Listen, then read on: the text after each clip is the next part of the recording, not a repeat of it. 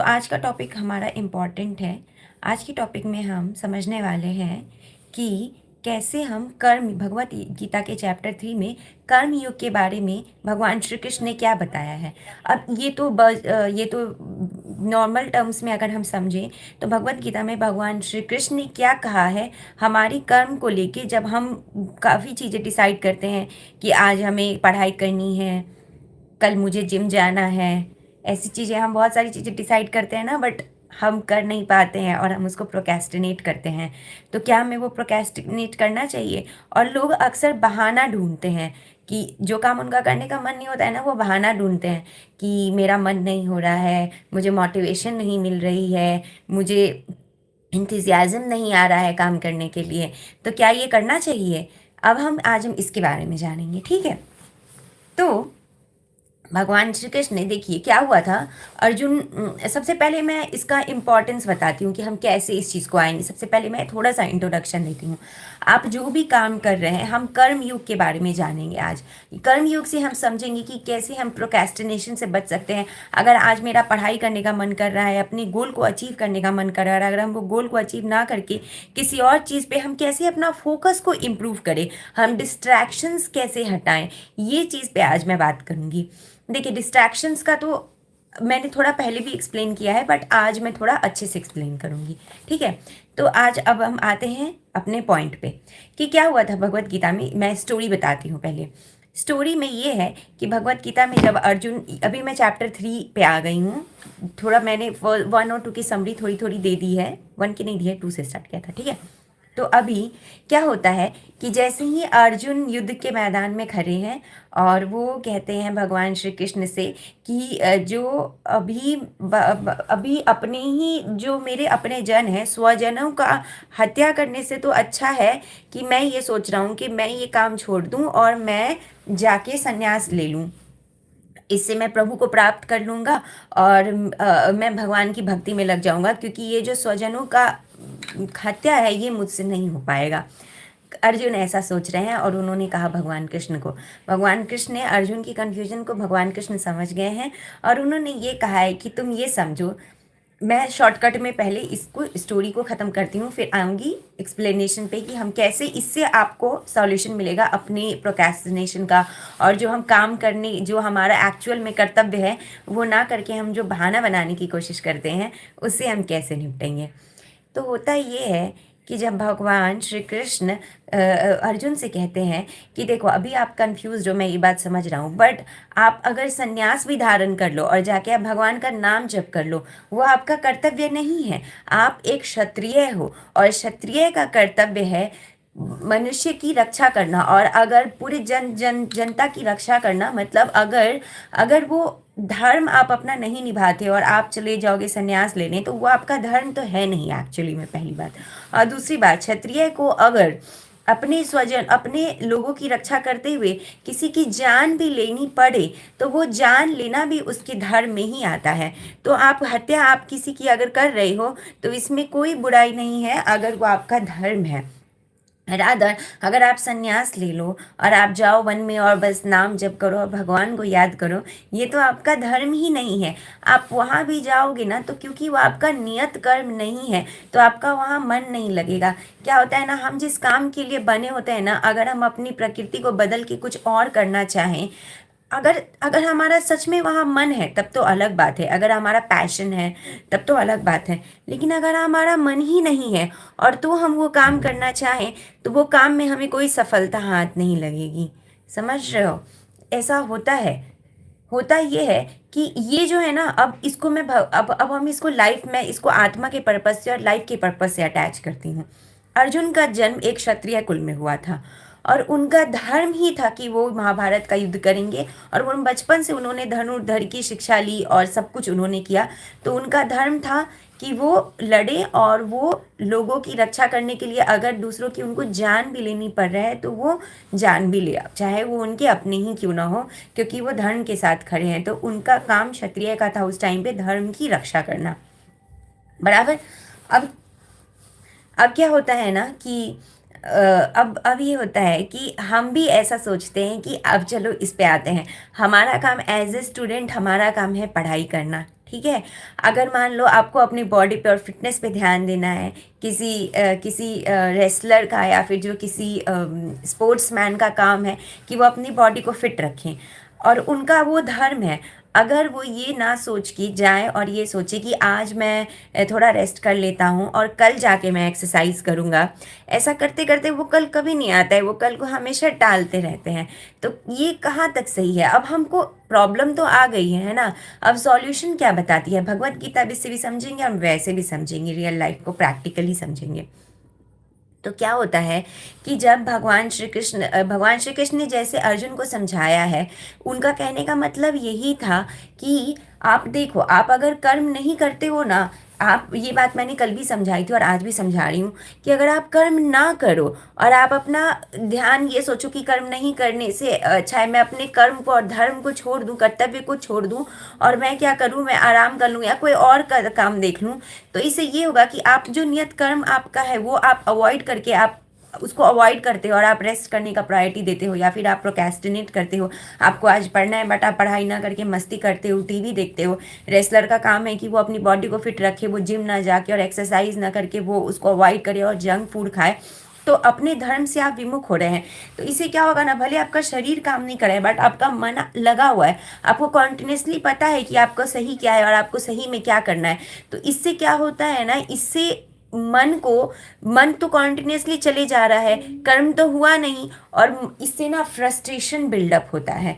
और जैसे ही आप अपना, आपकी जो कर्म है आप वो नहीं करते हो, जो आपका एक्चुअली में धर्म है वो नहीं करोगे, तो फ्रस्ट्रेशन बिल्ड होगी और इससे क्रोध आता है। और फिर ये बाकी सारी जो नेगेटिव चीज़ें हैं, बॉडी तमोगुण की तरफ बढ़ने लगती है, जो कि है आलस्य, प्रमाद। तो ये नहीं करना है। भगवान श्री कृष्ण ने भगवत गीता के 8वें श्लोक में कहा है, नियतम कुरु कर्म त्वम कर्म ज्यायो अकर्मणा। मतलब कि आलस्य और प्रमाद से कहीं गुना बेहतर है कि आप कर्म करो। अब देखिए, ऐसा होता है ना कि अब इसमें एक और पॉइंट आता है। ये तो हुआ नेगेटिव पॉइंट कि लोग प्रोक्रेस्टिनेट करते हैं, बट यहाँ पे एक और पॉइंट है कि लोग क्या सोचते हैं कि हम जब परफेक्शन को अचीव करेंगे ना तो ही का हम कर्म करेंगे। मतलब कि अगर आज मेरा पढ़ने का मन है, प्रॉपर लाइटनिंग होगी, मेरे पास एकदम अच्छी सी बुक्स होंगी, बहुत सारी मेरी नोटबुक्स आ जाएंगी, जब मेरे पास पेन होगा बढ़िया बढ़िया, तो ही मैं पढ़ाई स्टार्ट करूँगी। लोग ऐसा भी सोचते हैं। या फिर परफेक्शन को अचीव करने के लिए, राधे राधे ऋषिका जी, राधे राधे बीभा जी, परफेक्शन को अचीव करने के लिए लोग ये भी सोचते हैं कि मैं क्या करता हूँ ना, आज, हाँ, जैसे रेसलर ये सोचेगा कि मेरा एकदम जिम का एकदम वाइब्स अच्छी होंगी, एस्थेटिक्स अच्छा होगा, तो ही मैं जिम करूँगा, है ना, ऐसा करके कि मेरे पास प्रॉपर डाइट की चीज़ें होंगी सब। तो देखिए, परफेक्शन कभी नहीं मिलती है। हाँ, कभी भी कोई चीज़ परफेक्ट नहीं होती है। अगर कोई ये सोचे कि जब चीज़ें परफेक्ट होंगी तो ही मैं काम स्टार्ट करूँगा, तो एक्चुअली में ये हार्ड ट्रूथ है, बट काम कभी स्टार्ट नहीं होगा। Imperfection, the hardest thing is to begin. देखो, पता है, मैं ना आपको आज एक ट्रिक बताती हूँ। ट्रिक क्या है कि अगर आपका पढ़ने का मन हो रहा है, आपका कुछ भी काम स्टार्ट करने का मन हो रहा है ना, अगर आप इसको रोज़ टाल रहे हो, आपको ये नहीं करना है, आपको ये बिल्कुल भी नहीं करना है।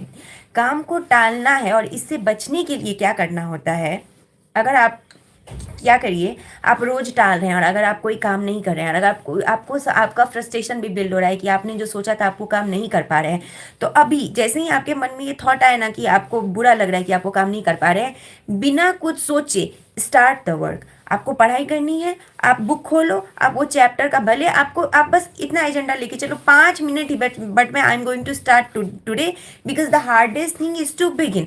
अगर आपको एक्सरसाइज करनी है और आप रोज नहीं कर पा रहे हो, एक दो मोबाइल लो, इंटरनेट खोलो, जल्दी से एक दो एक्सरसाइज की देख लो, पोस्चर्स आज करो, अभी करो। ये करने से क्या होता है ना कि आपको ना, आपने स्टार्ट कर दिया। अब जैसे ही आप स्टार्ट करते हो ना, आपको हैप्पीनेस का पुश मिलता है कि आपने कोई काम को स्टार्ट कर दिया है, तो आप ना अब उसको कंटिन्यू करना आपके लिए अब ईजी हो जाएगा। भगवान श्री कृष्ण ने, अब मैं इसको भगवत गीता से समझाती हूँ, भगवान श्री कृष्ण ने यही बात बोली है, कर्म नहीं करने से लाख गुना बेहतर है अपना कर्म करो। भले ही आप इम्परफेक्शन के साथ कर रहे हो, but at least you should start doing it.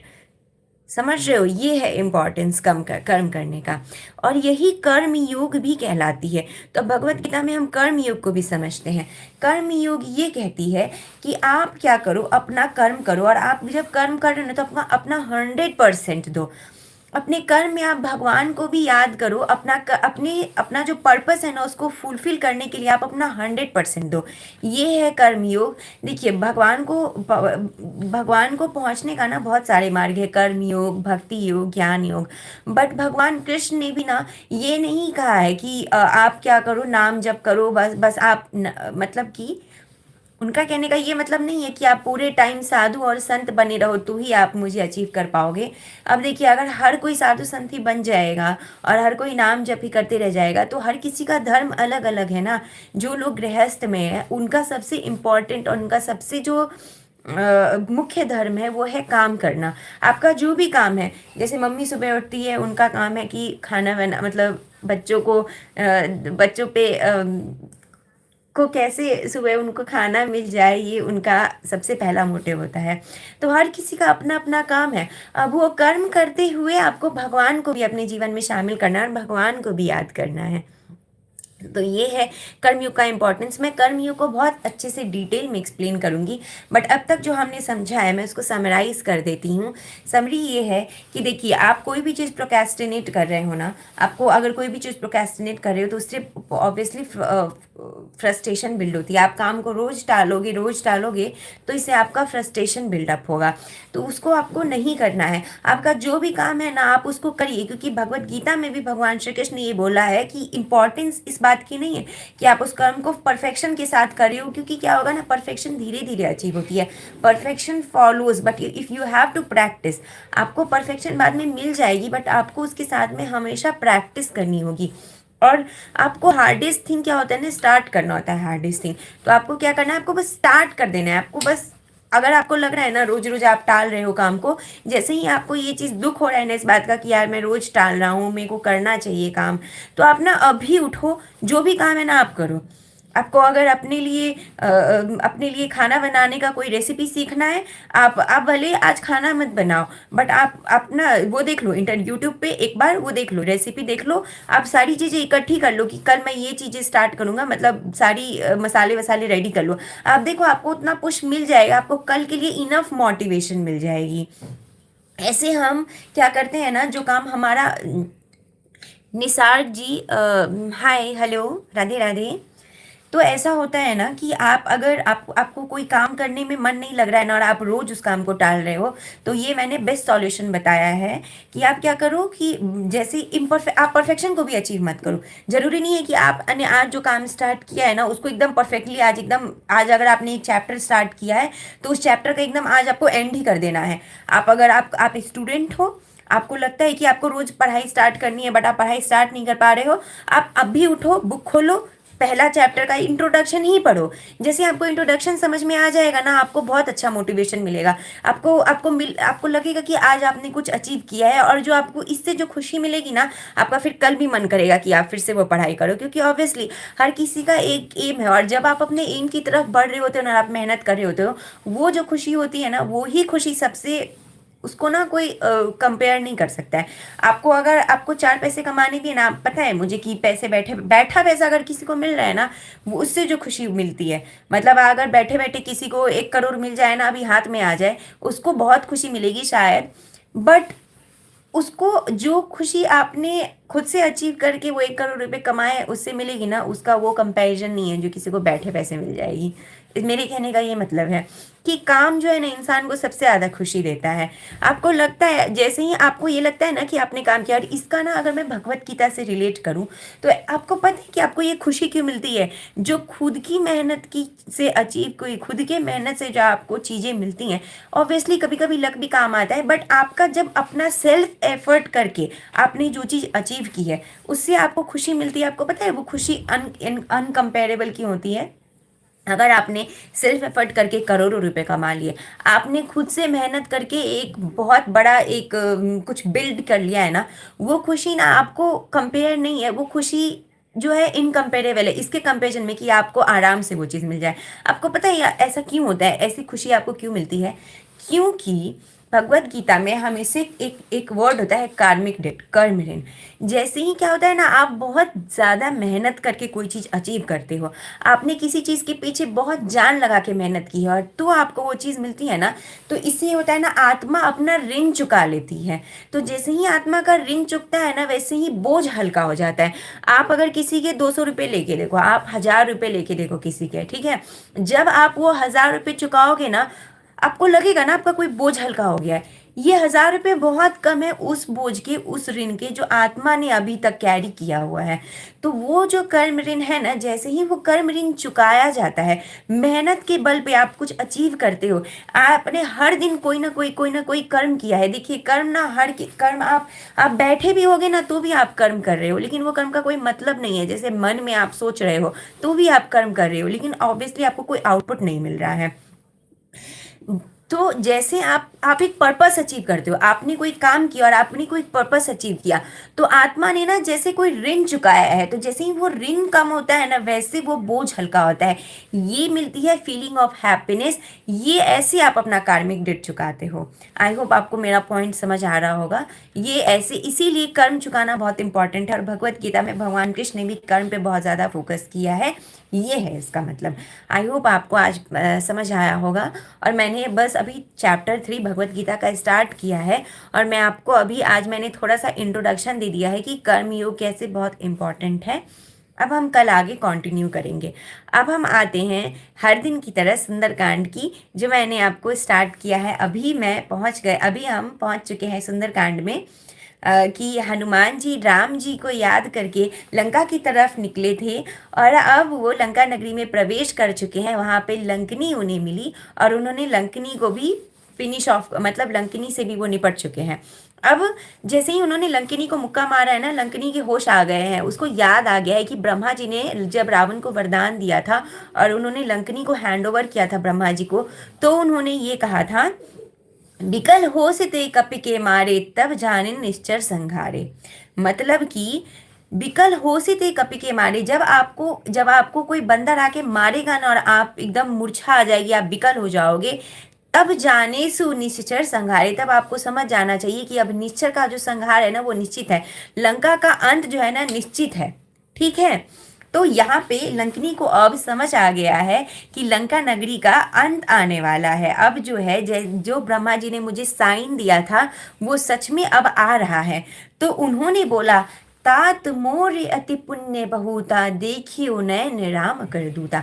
मतलब कि मेरा कोई पुण्य बहुत ज़्यादा होगा, कितना ज़्यादा मैंने कोई पुण्य किया होगा, उसके फल से आज मुझे राम जी के दूत मिले हैं, सामने मेरा दर्शन हो पाया है। देखिए जैसे ये ना एक साइन होता है, जैसे आपको भगवान की किसी किसी जन के दर्शन होने लग जाए ना, तो आपको समझना चाहिए कि भगवान की आप पे कृपा है, क्योंकि भगवान की कृपा के बिना संत भी नहीं मिलते। समझ रहे हैं? बिनु हरि कृपा मिल ही नहीं संता। हरि की कृपा के बिना संत भी नहीं मिलते हैं। तो लंकिनी को अब समझ आ गया है कि लंका का नाश निश्चित है, और मेरा कोई बहुत, जब आपका कोई बहुत पुण्य होता है ना, देखिए अच्छे कर्म करने के लिए भी ना आपको अच्छे पुण्य की जरूरत होती है। अगर आपका कोई पुण्य अच्छा नहीं होगा ना, तो आप कर्म अच्छे भी नहीं कर पाओगे। अगर आपको कभी किस्मत से भगवान का नाम सुनने के लिए मिल जाए, या कोई ऐसे जन मिल जाए जो आपको भगवान से जोड़ रहे हैं, तो आप समझिए कि आपका कोई कर्म, पुण्य कर्म फलित हो रहा है। क्योंकि भगवान उनको, अपने जनों को ही अपने पास बुलाना चाहते हैं ना, तो ही वो किसी अपने जन से उनको जोड़ते हैं। तो जैसे लंकिनी ने ये बोला, इससे रामायण से भी ये पता चलता है कि जब आपको भगवान के कोई ऐसे जन मिलने लग जाए ना, जो भगवान से आपको जोड़ने लगे, तो आप समझिए कि आपका कोई अच्छा पुण्य कर्म फलित हो रहा है। तो इस बात पे लंकिनी कहती है, तात मोर यति पुण्य बहुता देखियो नयन राम कर दूता। मेरा आज कोई बहुत बड़ा पुण्य फलित हुआ है कि मुझे राम जी के दूत के दर्शन हुए हैं। तो अब हम आगे नेक्स्ट कंटिन्यू करेंगे कल राम जी की, कल फिर से सुंदरकांड की चौपाई। जो अब तक हमने सीखा है, देखिए सुंदरकांड जो है ना, इसका बहुत बड़ी महिमा है।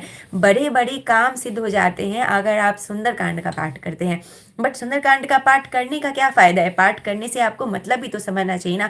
भगवत गीता में भगवान श्री कृष्ण ने आज जो मैंने टॉपिक लिया है ना, उसमें यही कहा है अर्जुन से कि पार्थ, अगर तुम आज क्या करो ना, अपने कर्म को अवॉइड करो, तुम युद्ध ना करो। जैसे अर्जुन एकदम युद्ध में परेशान हो गए तो उन्होंने कहा था कि मेरे से नहीं हो पा रहा है और इसे अपने स्वजनों को मारने से तो अच्छा है कि मैं संन्यास ले लूं। तो उन्होंने कहा था कि ये जो तुम अपना कर्म है ना, इस कर्म को छोड़ के तुम संन्यास भी लोगे ना, तो ये कर्म ऋण से तुम मुक्त नहीं हो पाओगे। संन्यास में भी तुमको यही चीजें याद आएंगी कि तुम कैसे, ध्यान तुम्हारा लगेगा नहीं, क्योंकि उनका कर्म, वो क्षत्रिय है और उनका काम लोगों की रक्षा करना है। ब्राह्मण का काम है, संतों का काम है पूरे दिन नाम जप करना। जो गृहस्थ लोग होते हैं उनका काम है कर्म करके, कर्म करते हुए भगवान को याद करना। वहां पे अर्जुन का काम ये नहीं था कि वो संन्यास ले ले, उनका काम ये था कि वो युद्ध में जाए, युद्ध में लड़े, लोगों की रक्षा करे, धर्म का स्थापना में भगवान की मदद करे और वहां पे वो भगवान को याद करे। जो कि ऑब्वियसली वहां पे तो भगवान उनके साथ ही थे, तभी तो वो भगवान को उन्होंने याद किया था, तभी तो भगवान उनके साथ थे। तो आज का अब हम यहाँ पे सुंदरकांड की चौपाई हो गई, भगवत गीता का पाठ हो भगवत गीता का मैंने एक श्लोक समझा दिया। अब हम थोड़ी देर भगवान राम को याद करते हैं, भगवान जी को याद करते हैं, थोड़ा कीर्तन करते हैं। जैसे कि हर काम में हर दिन, जैसे कि यही गृहस्थ लोगों का कर्म है कि वो कर्म करते हुए भगवान को याद करें। धर्म की बातें कैसे जाननी है वो तो सीखें ही, पर भगवान को भी ना भूलें। तो राम सिया राम सिया राम सिया राम, राम सिया राम सिया राम सिया राम, मंगले भवन अमंगल हारी, द्रवहु सुदशरथ अजिर बिहारी। राम सिया राम जय जय राम, बोलो राम सिया राम जय जय राम। कि जो केसरी के लाल मेरा छोटा सा ये काम, कि जो केसरी के लाल मेरा छोटा सा ये काम, मेरी राम जी से कह देना जय सिया राम। मैं राम संग जपता तुम्हारा सदा नाम, मैं राम संग जपता तुम्हारा सदा नाम, मेरी राम जी से कह देना जय सिया राम। पतितों को पावन है करते कृपा निधि, पतितों को पावन है करते कृपा निधि, किए पाप है इस श्रेयस के सहारे, अगर नाथ देखोगे अवगुण हमारे, अगर नाथ देखोगे अवगुण हमारे, तो हम कैसे भव से लगेंगे किनारे, अगर नाथ देखोगे अवगुण हमारे। Radhe Radhe Vibha ji, Radhe Radhe Nisar ji, Radhe Radhe Rishika ji, Radhe Radhe Abhinav ji. Thank you everyone for joining, thank you. आज आई होप कि आप लोगों को आज भगवत गीता से कुछ सीखने मिला होगा और सुंदरकांड की चौपाई आपको समझ आई होगी। Let me know in the comment section आपको कैसा लग रहा है, और अगर आप लोगों को कुछ सीखना है या कुछ जानना है तो आप वो भी मुझे बता सकते हो। और I would request everybody to keep God in your prayer, keep God in your daily life. यही भगवत गीता में भगवान हमें सिखाते हैं कि देखिए, गृहस्थ में हर दिन हम हमेशा भगवान को का नाम ऐसे बैठ के जप नहीं कर सकते हैं, हम काम करते करते भगवान को याद करें और भगवान को हमेशा अपने जीवन में रखें। So thank you everybody, thank you for joining, bye bye, Radhe Radhe.